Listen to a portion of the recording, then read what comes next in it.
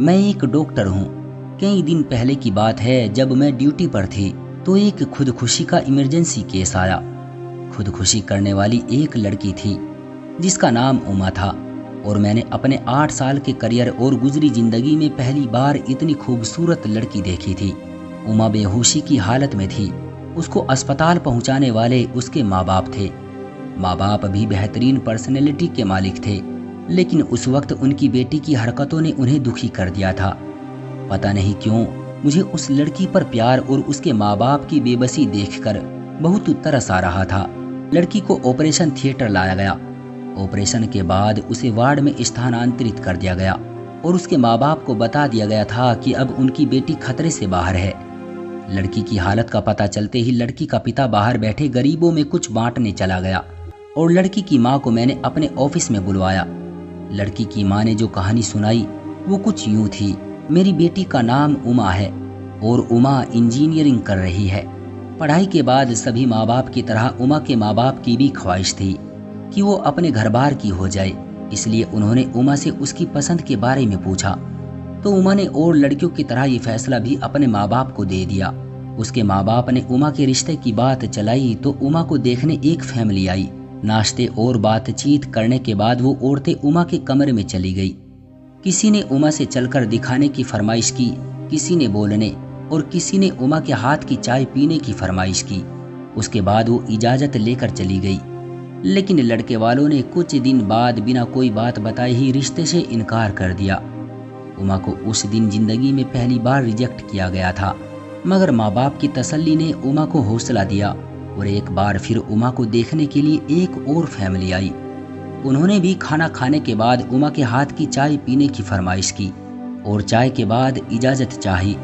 3 दिन इंतजार में रखने के बाद ये कहकर इनकार कर दिया कि लड़की को मेहमानों की सेवा करनी नहीं आती, क्योंकि उसने लड़के की माँ को टेबल से उठाकर हाथ में चाय पेश नहीं की, बल्कि आम मेहमानों की तरह टेबल पर रख दी। इस इनकार पर उमा के साथ साथ उसके माँ बाप भी अंदर तक टूट गए, मगर ऊपर वाले की मर्जी समझकर सब्र कर गए। फिर कुछ दिन बाद एक और नई फैमिली आई। इस फैमिली की औरतों के बैठते ही उमा ने उनके जूते तक अपने हाथों से उतारे। वही बैठे बैठे हाथ धुलवाए और फिर चाय पेश की। इस फैमिली ने हफ्ते बाद ये कहते हुए इनकार कर दिया कि आपकी बेटी पर किसी बुरी आत्मा का साया है, वरना पहली बार घर आए मेहमान की इतनी सेवा कौन करता है। पिछले 8 सालों में 100 से ज्यादा लोग उमा को देखने आए, मगर कोई ना कोई ऐब निकाल कर चले गए। कल एक फैमिली आई थी। उन्होंने लड़की को बाकी हर तरह से ठीक कहा, मगर ये कहते हुए इनकार कर दिया कि लड़की की उम्र ज्यादा हो गई है, और एहसान जताते हुए कहा कि अगर आप ज्यादा मजबूर हैं तो हमारा एक 40 साल का बेटा है जिसकी अपनी दुकान है, उसके लिए उमा को हम स्वीकार कर लेंगे। इतना कहते ही उमा की माँ सिसकियां लेकर रोने लगी और कहा, आप भी तो एक माँ हैं। सोचे, माँ जितनी भी मजबूर हो गैरों के सामने कैसे कह सकती है, और मेरी बेटी कल सारा दिन मेरे सीने से लग कर रोती रही है। कह रही है, लोगों के काबिल होते होते मेरी उम्र ज्यादा हो गई है माँ। और फिर ना जाने कब उसने दुनिया को छोड़ने का फैसला कर लिया, क्योंकि वो कहती थी मेरा मनहूस साया मेरी छोटी बहन को भी माँ बाप की दहलीज पर बूढ़ा कर देगा। मैंने उमा की माँ को पानी पिलाया। इतने में उसका बाप और पीछे पीछे वार्ड बॉय दाखिल हुआ और आकर बताया कि उमा होश में आ गई है। उमा की माँ बिजली की तेजी से वार्ड में पहुंची। उमा का सर उठाकर सीने से लगाया। उमा का पिता और मैं एक साथ कमरे में दाखिल हुए।